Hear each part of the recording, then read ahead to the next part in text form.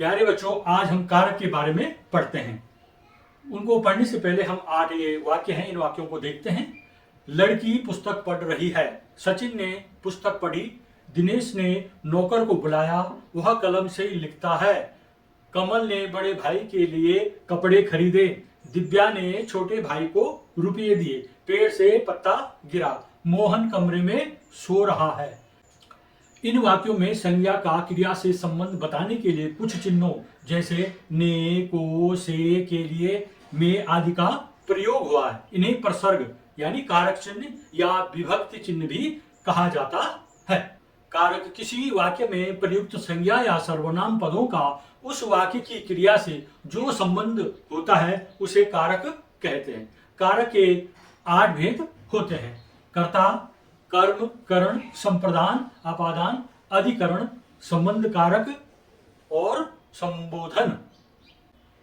कर्ता किसे कहते हैं? यानी क्रिया को करने वाला। कर्म जिस पर क्रिया का प्रभाव या फल पड़े। करण जिस साधन से क्रिया हो उसे करण कारक कहते हैं। संप्रदान जिसके लिए क्रिया की जाए। अपादान जिससे अलग होने या निकलने का बोध हो उसे अपादान कारक कहेंगे। अधिकरण क्रिया के स्थान, समय आदि का आधार। संबंध कारक क्रिया से भिन्न किसी अन्य पद से संबंध सूचित करने वाला। संबोधन कारक जिस संज्ञा को पुकारा जाए। कर्ता कारक जो क्रिया करता है उसे कर्ता कारक कहते हैं। कर्ता संज्ञा या सर्वनाम शब्द होते हैं। इनका विभक्ति चिन्ह ने है। जब क्रिया अकर्मक होती है तो उसके साथ विभक्ति चिन्ह नहीं लगता। ने विभक्ति चिन्ह सकर्म क्रिया की भूतकाल में लगता है। जैसे ऐश्वर्या ने खाना बनाया, ये भूतकाल है, खाना बना चुकी है, बनाया उसने, तो भूतकाल का ये वाक्य है। तो इसमें विभक्ति ने को दिखाया गया है। ऐश्वर्या ने खाना बनाया। यदि वर्तमान काल है, जैसे लाल कृष्ण सो रहा है, ये वर्तमान काल की जारी रहने वाली क्रिया है, तो इसमें सीधे आ जाएगा लाल कृष्ण सो रहा है। यहां विभक्ति चिन्ह का लोप हो जाता है। कर्म कारक वाक्य में जब क्रिया का फल कर्ता पर न पड़कर किसी अन्य संज्ञा या सर्वनाम पर पड़ता है तो उसे कर्म कारक कहते हैं। इसका विभक्ति चिन्ह को है। जैसे नर्स दवाई पिलाती है, तो ये वर्तमान काल है, इसमें को का लोप हो रखा है। दूसरा है भूतकाल वाला, अध्यापक ने विद्यार्थियों को पढ़ाया, तो यहाँ पर को क्या है? कर्म कारक का विभक्ति चिन्ह, और कर्म कारक है विद्यार्थी। अध्यापक क्या है? कर्ता कारक, और उसका विभक्ति चिन्ह है ने। तो यहाँ पर दोनों का उदाहरण आ गया, कर्ता कारक का भी और कर्म कारक का भी। करण कारक संज्ञा या सर्वनाम के जो रूप क्रिया होने के साधन या माध्यम होते हैं उन्हें करण कारक कहते हैं। इनका विभक्ति चिन्ह से, के द्वारा होता है। जैसे कार पेट्रोल से चलती है, तो इसमें से है करण कारक का विभक्ति चिन्ह और करण कारक है पेट्रोल। दूसरा, मिस्त्री ने पेचकस के द्वारा ढक्कन खोला, करण कारक। किसके द्वारा खोला? पेचकस। पेचकस क्या है? साधन के रूप में यहां प्रयोग हो रहा है, इसलिए पेचकस क्या है? करण कारक। और करण कारक का विभक्ति चिन्ह है के द्वारा।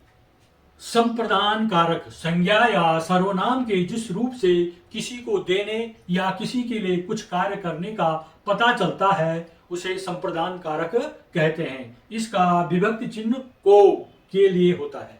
जैसे सुनील दादाजी के लिए दवाइयां लाया, के लिए, और दादाजी हो गए यहां पर संप्रदान कारक, के लिए उसका विभक्ति चिन्ह। दुकानदार ने ग्राहक को चावल दिए, ग्राहक यहां पर क्या हो गया? संप्रदान कारक। अगला है अपादान कारक। संज्ञा के जिस रूप से अलग होने का बोध होता है उसे अपादान कारक कहते हैं। इसका विभक्ति चिन्ह से है। जैसे मोहन छत से कूद पड़ा, मोहन छत में था, वो छत से अलग होकर नीचे कूदा, तो जब वो वहां से छत से अलग हो गया तो इसको कहेंगे अपादान कारक। इसी तरह वृक्ष से टहनी गिरी, वृक्ष पर टहनी थी, टहनी अलग होकर के नीचे गिरी, तो ये अलग होने की क्रिया हुई, तो ये है अपादान कारक। तो वृक्ष से टहनी गिरी, तो अपादान कारक किसे कहा जाता है? संज्ञा के जिस रूप से अलग होने का बोध होता है, ये ध्यान रखिए। अगला है अधिकरण कारक। संज्ञा या सर्वनाम के लिए जिस रूप से क्रिया के समय, स्थान, आधार आदि का बोध होता है उसे अधिकरण कारक कहते हैं। इसके विभक्ति चिन्ह में, पे, पर है। नंबर 1, दुकान में सामान रखा है। सामान को रखा गया कहाँ? उसको आधार दिया गया सामान को दुकान में, तो इसको अधिकरण कारक कहा जाता है। पर्वतों पर बर्फ गिर रही है। बर्फ गिर रही है पर्वत के ऊपर, तो उस पर आधार बना हुआ है पर्वत, तो इसको कहेंगे अधिकरण कारक। इसके विभक्ति चिन्ह है में और पर। संबंध कारक, संज्ञा या सर्वनाम के जिस रूप से इनमें संबंध प्रकट होते हैं उसे संबंध कारक कहते हैं। इसके विभक्ति चिन्ह का के, की, रा, री, रे तथा ना, नी, ने होता है। जैसे यह पुस्तक तुम्हारी है। तुम्हारी, तुम के साथ री जुड़ा हुआ है, तुम्हारी, तो ये क्या है? संबंध कारक। किसके साथ संबंध हो रहा है? तुम के साथ पुस्तक का संबंध। यह पुस्तक है तुम्हारी। राधिका संजीव की मौसी है। राधिका संजीव की मौसी की, यहाँ पर संबंध कारक का विभक्ति चिन्ह है और राधिका और संजीव की मौसी, इनमें आपस में संबंध प्रकट होते हैं। अंतिम है संबोधन कारक। जिस संज्ञा या सर्वनाम का प्रयोग संबोधन के रूप में किया जाता है उसे संबोधन कारक कहते हैं। इसमें संज्ञा और सर्वनाम से पहले अरे, अरी, हे आदि शब्द लगते हैं। इसके आगे विस्मयादि बोधक चिन्ह का प्रयोग किया जाता है। जैसे उदाहरण लेते हैं 2, अरे गुलाबो झाड़ू लगा दो ठीक से, अबे छोटू ध्यान लगाकर पढ़। तो इसमें जो अरे गुलाबो के बाद विस्मयादि बोधक चिन्ह है, अबे छोटू के बाद विस्मयादि बोधक चिन्ह है, तो इनकी पहचान आप आराम से कर सकते हैं। ये संबोधन कारक है। किसी को पुकारने के लिए इन शब्दों का प्रयोग किया गया है। इन शब्दों को कहते हैं संबोधन कारक। इस तरह से आपने पढ़ लिया है कारक 8 प्रकार के होते हैं। मेरे चैनल को सब्सक्राइब कीजिएगा। अगर आपको ये वीडियो पसंद आ रही है तो आप वीडियो को लाइक कीजिएगा, कमेंट कीजिएगा और इसको शेयर भी कीजिएगा।